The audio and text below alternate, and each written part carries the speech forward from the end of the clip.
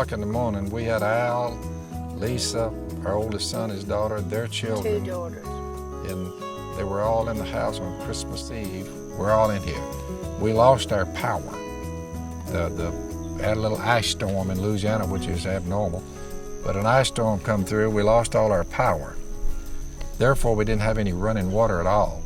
Well, at 3 o'clock in the morning, I opened my eyes on Christmas Eve, and I put the old nose in the air like an old buck deer, and I smelled smoke, as in burning wood. Well, we have a fireplace in there, so I thought, I think I'll get up and check that. So I got up and put my pants on, I walked in there and I looked at the fireplace. It looked fine. I went back in there, got back in bed. I lay there for about 15 minutes.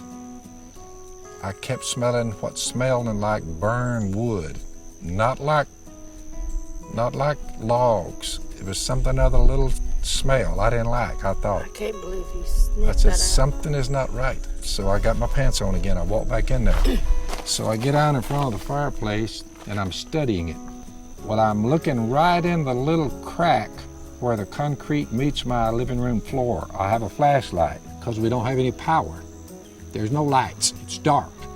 I could see a little wisp of smoke coming up, and then it would go on up in there in the chimney. And I'm looking at that little wisp of smoke. I said, what is smoke doing coming out of right there? I thought, let me check something. So I go outside, I crawl up under my house, and I can see a red glow.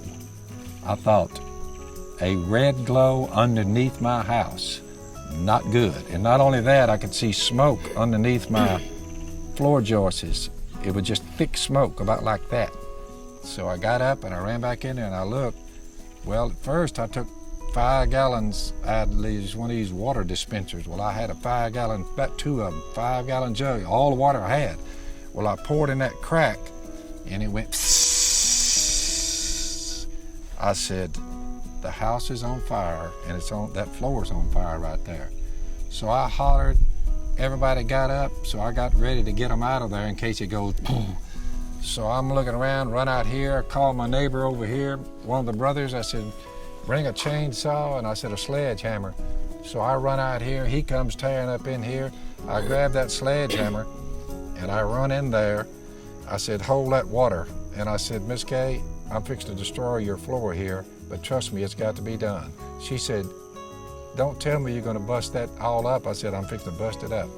So I came from right here. By now, it's about 3:30 in the morning, and I started coming down on that concrete, and I started breaking that concrete where that wood. But when I started doing that, I looked down underneath there, and I mean, it was just red coals, my floor. Well, we started pouring the water to it, and I'd bang and beat some more concrete. We poured all the water there and got it all put out. I said, but we did call the fire department. we called the fire department. So far, they're on the way, you know, the fire department's coming. I said, well, before they get here. 25 minutes to get here. Yeah, I said, before they get here, let me just see what I can do with this. So I busted it all out. I'm looking at the floor underneath my house. It's just all torn up, and I got water poured on all that stuff that was smoldering. My floor was burning underneath that concrete, moving this way. Well, it was just a matter of time before it took off, and it'd just go right up the chimney. It'd burned the whole thing down. Well, when they pulled up, lights flashing, they ran up there, you know, and they ran in there where it was, and they said, we expected to see the thing caving in. That's where when they call us.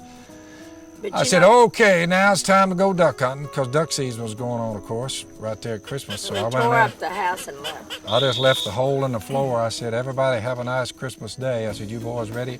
So I got my gun and my shell, and the fire department said, you're going where? I said, going to the duck blind. I said, I got the fire put out.